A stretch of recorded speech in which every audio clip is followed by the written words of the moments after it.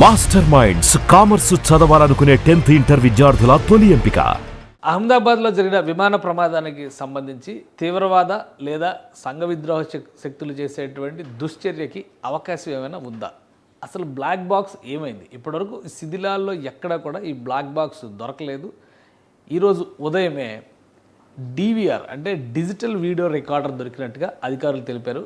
పైగా ఈ ఇన్వెస్టిగేషన్లో ఏటీఎస్ యాంటీ టెర్రరిజం స్క్వాడ్కి సంబంధించినటువంటి టీమ్స్ పనిచేస్తుండడం ఇప్పుడు ఆసక్తికరంగా మారింది. దీనికి సంబంధించినటువంటి కొన్ని వీడియోలు ఆ ప్రాంతంలో వచ్చాయి. వాటిని మీడియా వెంటనే గుర్తించింది. ఇది ఎయిర్లైన్స్కి సంబంధించినటువంటి బ్లాక్ బాక్స్ ఇంతవరకు అఫీషియల్గా రికవర్ అయినట్టుగా ఎక్కడ సమాచారం లేదు. కానీ బ్లాక్ బాక్స్ కాకపోయినా కానీ వీడిఆర్ అంటే డివిఆర్ అంటే డిజిటల్ వీడియో రికార్డర్ ఈ దీనిలోకి వెళ్ళేటువంటి ఫ్లైట్లో నుంచి బయటకు వచ్చేటువంటి సందర్భంలో కానీ అక్కడ లోపల ఉన్నటువంటి దృశ్యాలు జరుగుతున్నటువంటి సంఘటనలు వీటన్నింటినీ కూడా కంటిన్యూస్ రికార్డింగ్ ప్రాసెస్ ఉంటుంది.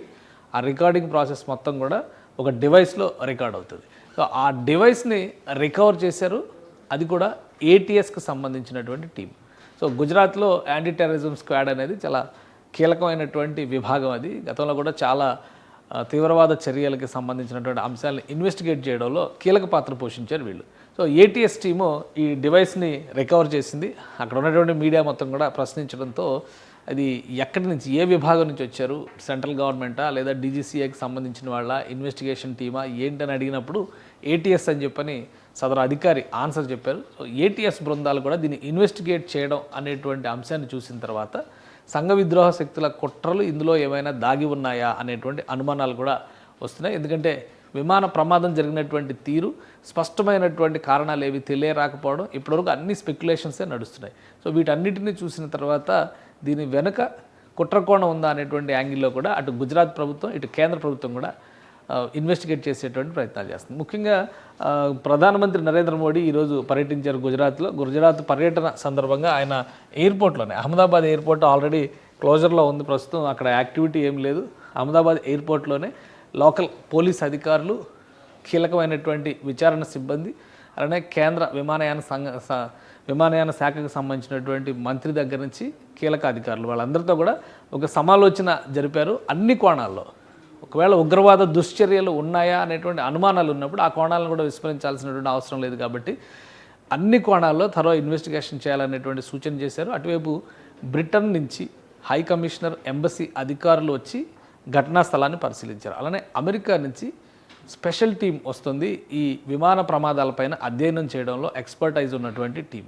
దీంతోపాటు బోయింగ్ విమానయాన సంస్థకు సంబంధించినటువంటి ప్రమాదాలకి సంబంధించిన అధ్యయనం చేసేటువంటి కీలక బృందం కూడా రాబోతుంది. సో వీళ్ళందరూ కలిసి ఒక కంబైన్డ్ ఇన్వెస్టిగేషన్ని కొనసాగించేటువంటి అవకాశం ఉంటుంది. ఎవరి యాంగిల్స్లో వాళ్ళు మొత్తం ఇష్యూని పర్స్యూ చేస్తారు. దీనికి కారణాలు ఏంటి, ఇంజన్లో లోపం వల్లనే ప్రమాదం జరిగిందా లేదా బయట శక్తులు దీన్ని ప్రభావితం చేశాయా అనే అంశం పైన ఫోకస్ పెడుతున్నారు. ఇప్పటివరకు బ్లాక్ బాక్స్ రికవర్ కాకపోవడం ఒక సస్పెన్స్తో కూడినటువంటి అంశం అయితే ఇప్పుడు దొరికినటువంటి ఈ డివిఆర్ డిజిటల్ వీడియో రికార్డర్ నుంచి ఎటువంటి కంటెంట్ ప్రొక్యూర్ అయ్యేటువంటి అవకాశం ఉంటుందనే దాని మీద అంతటా ఆసక్తి నెలకొని ఉంది.